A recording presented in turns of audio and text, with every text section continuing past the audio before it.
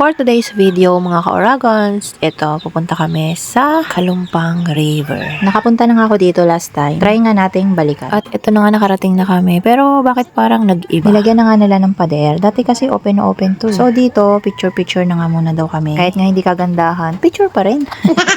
Walang bayad yung entrance dito mga ka-Oragons, kaya tamang-tama sa mga nagtitipid. And then sa cottage naman, iba-iba daw ang price niya kasi iba-iba yung may-ari. May 250, 450, 100. Dito kami sa 100 pumwesto, syempre. Oragon ini. Sama-sama lang kahit walang pera.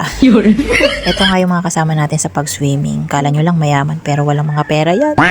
Mag-iihaw nga sila ng tilapia dyan kasi may mga dala kaming tilapia. Tapos yung mga dala namin kamatis tsaka sili, dito na nga nila hinugasan sa ilog. Malinis naman daw yan. Bahala na kung may bakterya. Basta sama-sama naman tayong mamamatay. Charot. Habang inaantay nga na maluto yung pagkain, ito maritisan muna kami. Mga marites talaga kayo. Naghihiwa nga ng pipino si Ganda nang may biglang naalala. Hawakan niyo lang dito.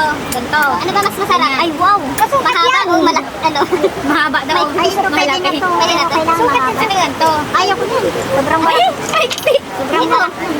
Ayan, jumbo. Ayan, jumbo. Katapos nga namin kumain dito, ayan, uwian na. Dumayo lang talaga kami sa ilog para kumain. Hindi ako nakaligo kasi sobrang lamig ng tubig.